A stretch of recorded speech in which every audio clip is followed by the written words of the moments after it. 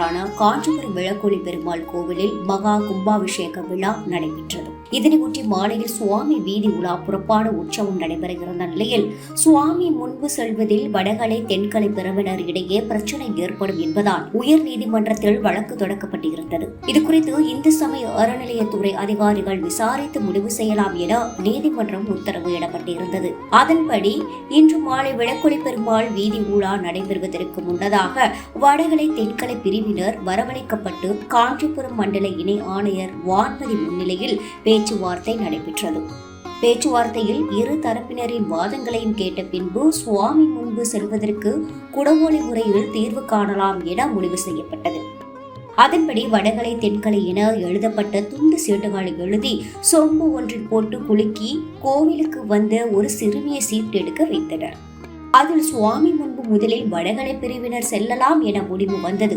இதனை இரு தரப்பினரும் முழு சம்மதத்துடன் ஏற்றுக்கொண்டு இந்து சமய அறநிலையத்துறை அதிகாரிகள் போலீசார் முன்னிலையில் கையெழுத்திட்டு ஏற்றுக்கொண்டனர்.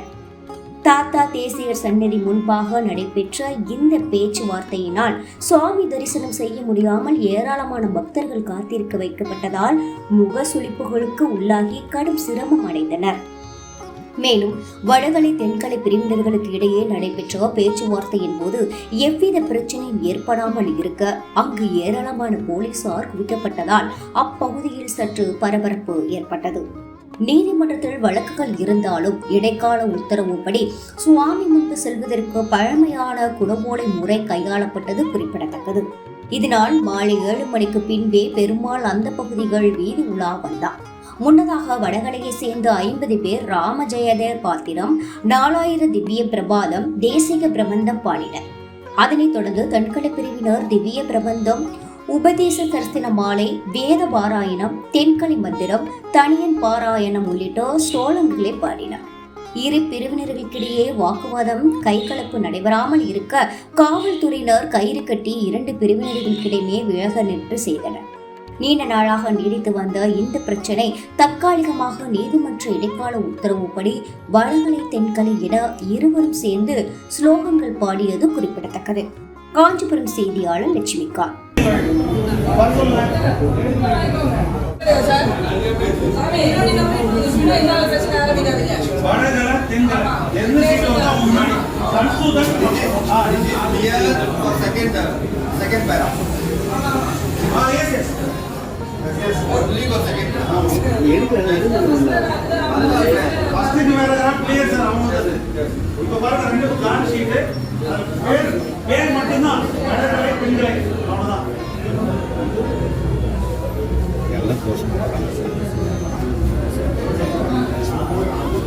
பின்னாடி வாமா பின்னாடி வாமா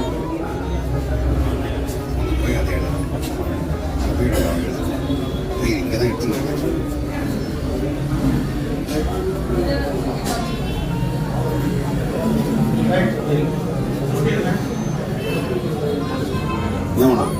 சூட்டா சூட்டு நீ இங்கே நீ அதை போயிருந்தீங்க அப்புறம் எடுத்து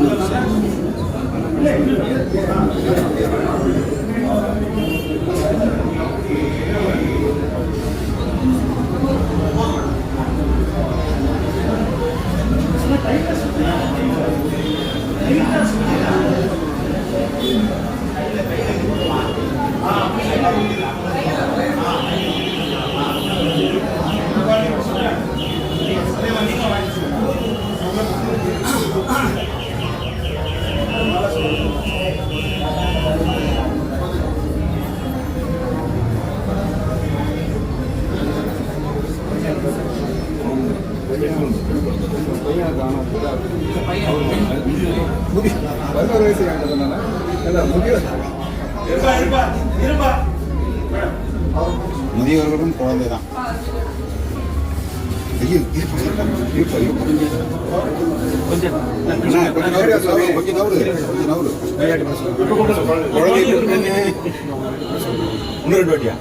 என்ன பண்ணி பேசுறேன்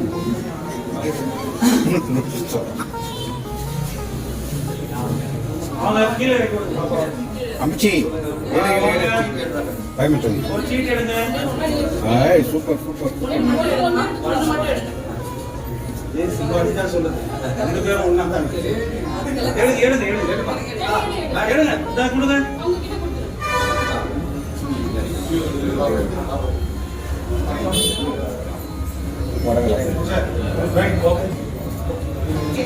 கீழ்கண்டவாறு ஒருமனதாக முடிவுகள் எடுக்கப்பட்டது. உயர்நீதிமன்ற உத்தரவின்படி அருள்மிகு இளங்கோடி பெருமாள் புறப்பாட்டின் பொழுது திருக்கோயில் ராஜமுகத்தின் நிலையில் முதல் 10 நிமிடங்கள் 50 நபர்கள் கொண்ட தென்கலை பிரிவினரும் அதனைத் தொடர்ந்து 50 நபர்களை கொண்ட வடகலை பிரிவினரும் தங்களது பாடல்களை பாடிட ஒப்புக்கொண்டனர்.